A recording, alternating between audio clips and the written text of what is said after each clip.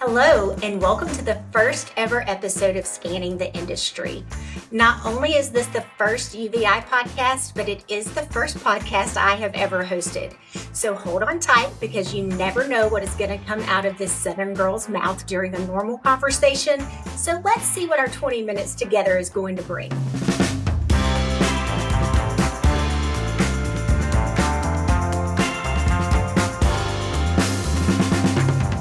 While scanning the industry for what could be a great topic or a speaker who also seems to be presenting at every automotive conference there is, our first guest came to mind. Please welcome Kirsten Von Busch, ladies and gentlemen. Kirsten and I have known each other for almost 9 years, and I know her pretty well.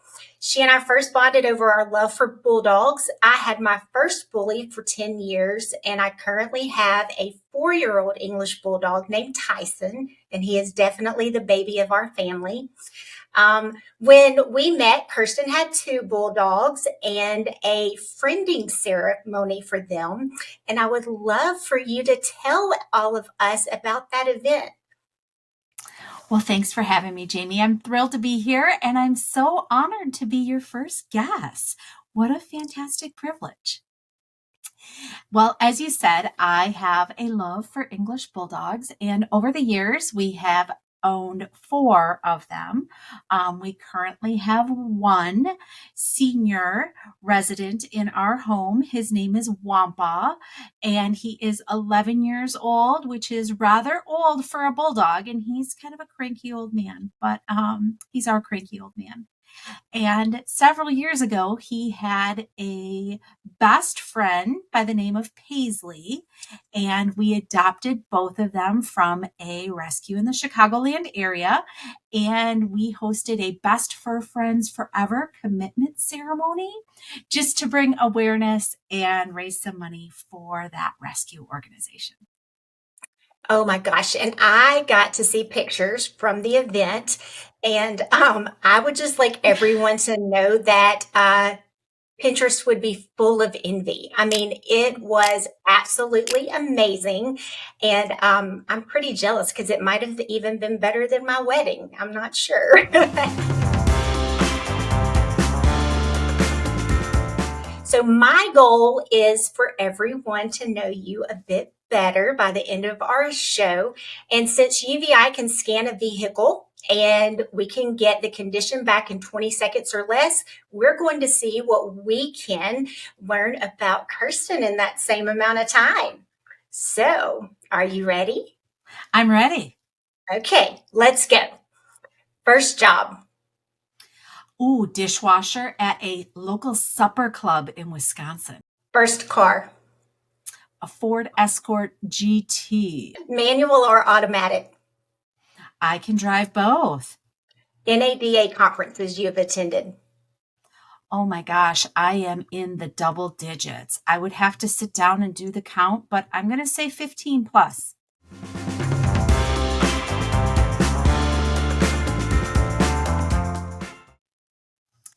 All right, how did I end up in automotive? Well, it wasn't a planned journey to automotive. So I grew up in Wisconsin. I went to UW-Madison for my undergrad, and I was a marketing major.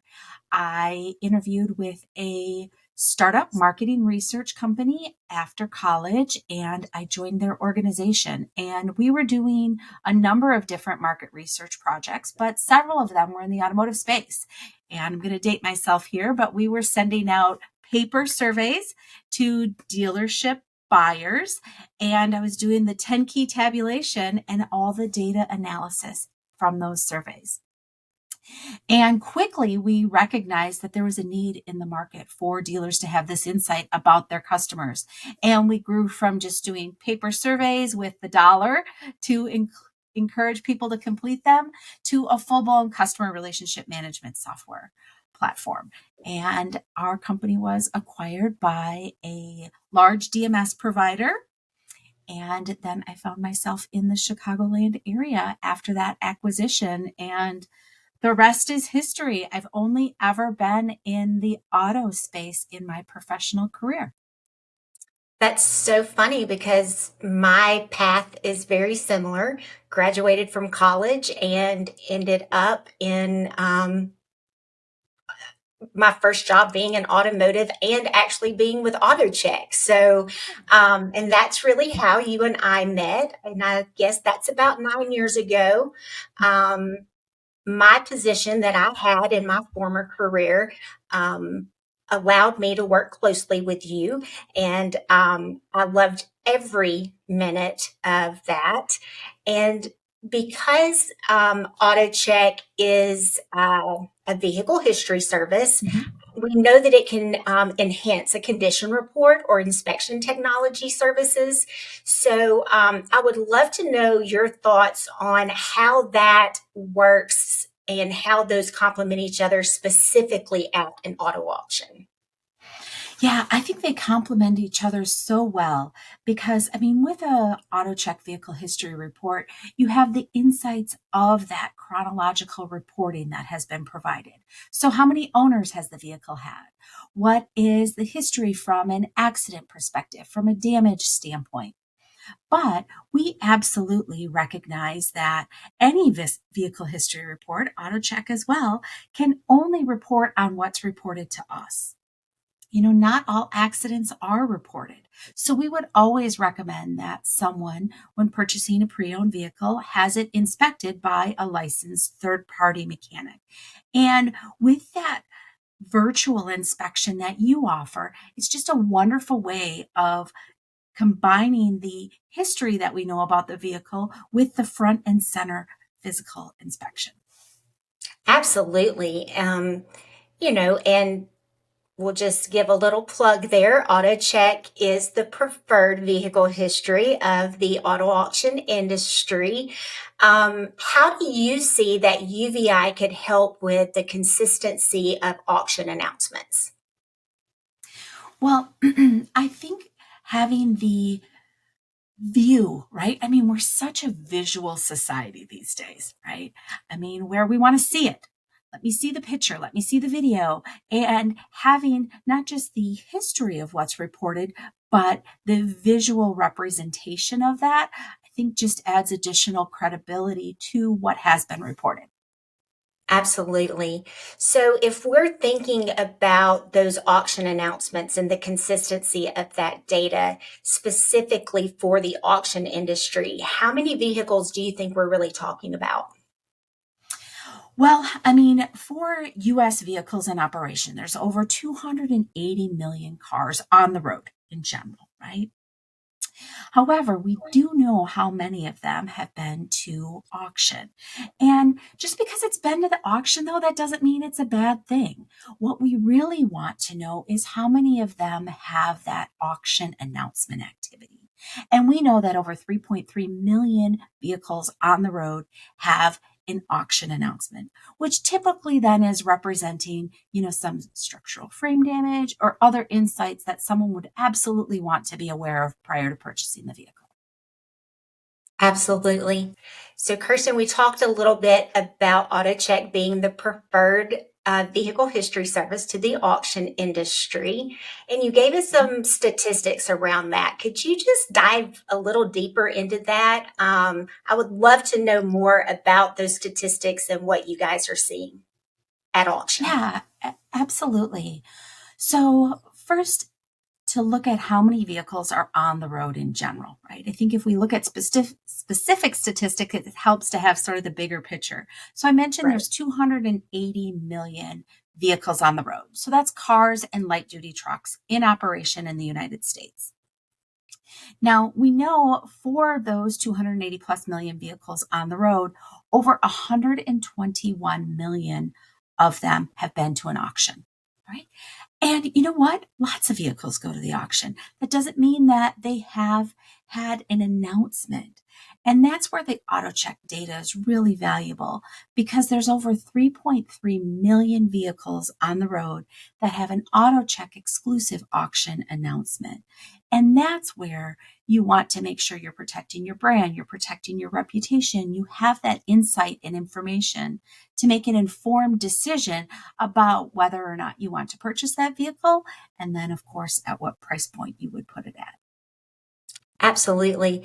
And one of the things that I remember from my time with AutoCheck is that the auction space now, if you see that a vehicle has been through auction on a used car dealer's lot, that's actually a good thing because you know it's been through a really deep condition report or inspection, and that what you're seeing is accurate information. So if there's an announcement on that car, you know that it would not have been sold with that announcement if it weren't true, because nobody wants to devalue a vehicle, right?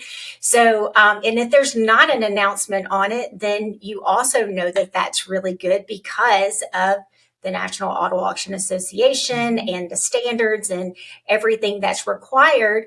Those announcements would be made if if it was there. So yeah, I think you're absolutely right. Just because there is something from the auction, even if it's just a mileage that it went through an auction, Mhm. that's not a bad thing. It actually could be a positive thing.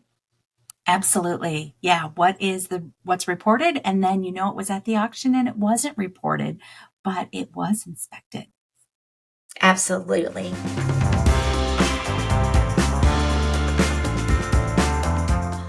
The recommendation that I would have for anyone starting out in automotive is just to be your genuine, authentic self. And I think right now we are so much more comfortable bringing our full, complete selves to the workplace.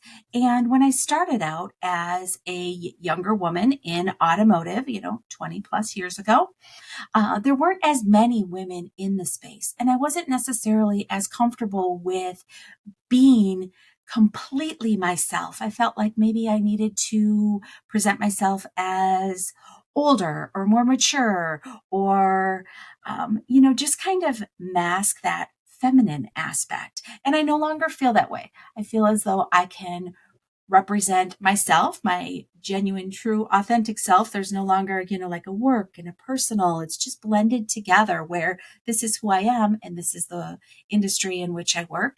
And I can be completely myself in that space. Oh, I love that so much. One of the things that I know is important to me, and one of the things that I love doing the most is being a mentor. And so I'm a mentor to young college students, specifically women who are graduating and moving into the workforce. And I know that you've taken on some mentorships yourself. What is it that you find speaks to you the most about being a mentor in the automotive space? Yeah, I mean, I personally have a mentor, but then I have had the opportunity to be a mentor. And whether that is within Experian, and I also mentor some women outside of Experian, just in the overall auto space. And it's so rewarding to be able to share with them experience and insights and see them applying it. And you often take for granted the insight you have, the knowledge you have, but to see somebody else really gaining from that experience and being able to apply it as they grow themselves and in their career, it's just really rewarding to kind of provide that pay it forward. Oh, absolutely. And I have realized that I actually learn more from the girls that I'm mentoring than I'm sure they learn from me. And you know what's so funny is I have had male mentors in my life Mhm. more than I have had female. Well, I don't really know if I've ever had a female mentor. I have females in my life that have been mentors for me, and I have admired and looked up to them. But specifically, I've had males that have mentored me, and I think that that's really helped me in this field. I remember, like you, 25 years ago, looking across, a conference floor and seeing a handful of women, and that same feeling of, oh my gosh, how am I supposed to act in this environment? to now looking out and seeing so many young women in our industry. And it's refreshing and exciting. And I can't wait to see, how they break through these barriers and, not to be cliche, but, break the glass ceiling and we start seeing more women in these higher roles. If we look out in the industry today, we still don't have a lot of CEO women. But we do have a lot of general manager women in the auction space. It'll be exciting to see how that translates over into that OEM dealer space as the next few years come about. Well, Kirsten, you know that you are near and dear to my heart. I cannot think of anyone else I would rather have as my first guest on our Scanning the Industry podcast. So thank you so very much for being here, for being so great. And I thank you tremendously from the bottom of my heart for making it so fun. Oh my goodness. Thank you so much for having me. Congratulations on your first podcast. And I look forward to seeing all of your future guests and tuning in the weeks and months to come. Thank you so much.